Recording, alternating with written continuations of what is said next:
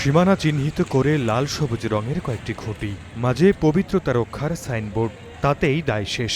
অযত্ন অবহেলায় পড়ে আছে হবিগঞ্জের শায়েস্তাগঞ্জ বধ্যভূমি। মুক্তিযুদ্ধ চলাকালে এই স্থানের চা শ্রমিকদের হত্যার পর মাটি চাপা দেয় হানাদাররা। তারপর স্মৃতিবিজড়িত জায়গাটি সংরক্ষণ বলতে এতটুকুই, রয়েছে অরক্ষিত। পাশেই গড়ে উঠেছে সিএনজি অটোরিকশা স্ট্যান্ড। প্রত্যেক বছর বিজয় দিবস আসলে বা ডিসেম্বর মাস আসলে এখানে কিছু রং করা হয়, কিছু কাঁটাতারে বেড়া দেওয়া হয়। পরবর্তীতে আবার এগুলা উচ্ছেদ হয়ে যায়, দখল হয়ে যায়। বৌদ্ধভূমি একটা পবিত্র স্থান, এই পবিত্র স্থান রক্ষার জন্য সরকারের পক্ষে আমার এটাই দাবি, সুন্দর একটা বাউন্ডারি দেওয়া হোক, সুন্দর একটা সাইনবোর্ড দেওয়া হোক। বাহুবলের ফয়জাবাদ বধ্যভূমির অবস্থাও প্রায় একই। শহীদদের স্মরণে স্মৃতিস্তম্ভ নির্মাণ হলেও সারা বছরই থাকে অরক্ষিত। স্থানীয়দের অভিযোগ, রাত হলেই সেখানে বসে মাদকসেবীদের আড্ডা, চলে অসামাজিক কর্মকাণ্ড। এ নিয়ে ক্ষুব্ধ স্থানীয় মুক্তিযোদ্ধারা, দাবি সব বধ্যভূমি সংরক্ষণের।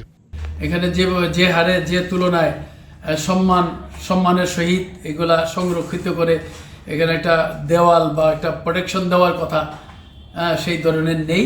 আমরা বারবার প্রশাসনের কাছে আবেদন জানিয়েও এর সুরাহা করতে পারছি না। এই গণকবরগুলো যেন সংরক্ষিত করা হয় এবং এগুলো যেন পুনরুদ্ধার করে আরও সুন্দরভাবে সংরক্ষিত করা হয়, যাতে সাধারণ মানুষ এগুলো দেখে এবং ৭১-এর মুক্তিযুদ্ধের কথা তাদের স্মরণে আসে।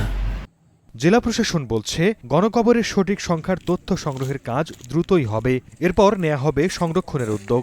ঐতিহ্যবাহী স্থানগুলো ভাবমূর্তি এবং সম্মান রক্ষা করা যায় সে বিষয়ে জেলা প্রশাসন এবং উপজেলা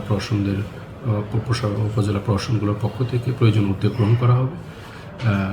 প্রাথমিকভাবে আমরা তথ্য সংগ্রহ করব, এরকম কতগুলি স্থান এখানে হবিগঞ্জ জেলায় আছে, তারপরে আমরা পরবর্তী কার্যক্রম গ্রহণ করব। স্থানীয় মুক্তিযোদ্ধা সংসদের তথ্য অনুযায়ী হবিগঞ্জে অনেক বধ্যভূমি থাকলেও চিহ্নিত মাত্র ১২টি। এর মধ্যে লাখের কৃষ্ণপুর ও বানিয়াচংয়ের মাকালকান্দির স্মৃতিস্তম্ভ কিছুটা সংরক্ষণ করা হলেও বাকিগুলো অরক্ষিত। Desk report, star news.